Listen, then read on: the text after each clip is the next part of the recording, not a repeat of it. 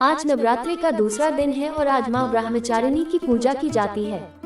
माँ ब्रह्मचारिणी की कथा के अनुसार पूर्वजन्म में इस देवी ने हिमालय के घर पुत्री रूप में जन्म लिया था और नारद जी के उपदेश से भगवान शंकर को पति रूप में प्राप्त करने के लिए घोर तपस्या की थी।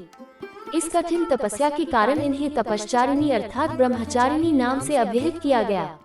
1000 वर्ष तक इन्होंने केवल फल फूल खाकर बिताए और 100 वर्षों तक केवल जमीन पर रहकर शाप पर निर्वाह किया। कुछ दिनों तक कठिन उपवास रखे और खुले आकाश के नीचे वर्षा और धूप के घोर कष्ट सहे। 3000 वर्षों तक टूटे हुए बेल पत्र खाए और भगवान शंकर की आराधना करती रही। इसके बाद तो उन्होंने सूखे बेल पत्र खाना भी छोड़ दिए। कई हजार वर्षों तक निर्जल और निराहार रहकर तपस्या करती रही। पत्तों को खाना छोड़ देने के कारण ही इनका नाम अपर्णा नाम पड़ गया। कठिन तपस्या के कारण देवी का शरीर एकदम क्षीण हो गया। देवता, ऋषि, सिद्धगण, मुनि सभी ने ब्रह्मचारिणी की तपस्या को अभूतपूर्व पुण्य कृत्य बताया, सराहना की और कहा, हे देवी, आज तक किसी ने इस तरह की कठोर तपस्या नहीं की। ये तुम्ही से ही संभव थी। तुम्हारी मनोकामना परिपूर्ण होगी और भगवान चंद्रमौली शिव जी तुम्हें पति रूप में प्राप्त होंगे।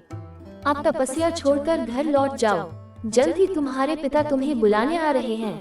इस देवी की कथा का सार यह है कि जीवन के कठिन संघर्षों में भी मन विचलित नहीं होना चाहिए। माँ ब्रह्मचारिणी देवी की कृपा से सर्व सिद्धि प्राप्त होती है।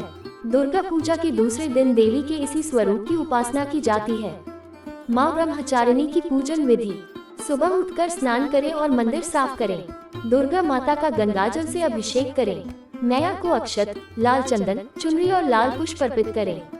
सभी देवी देवताओं का जलाभिषेक कर फल, फूल और तिलक लगाएं। प्रसाद के रूप में फल और मिठाई चढ़ाएं। घर के मंदिर में धूप बत्ती और घी का दीपक जलाएं। दुर्गा सप्तशती और दुर्गा चालीसा का पाठ करें। पान के पत्ते पर कपूर और लौंग रख माता ब्रह्मचारिणी की आरती करें। अंत में क्षमा प्रार्थना करें। मान्यताओं के अनुसार भगवती ब्रह्मचारिणी की पूजा करने से भगवान शिव भी प्रसन्न होते हैं।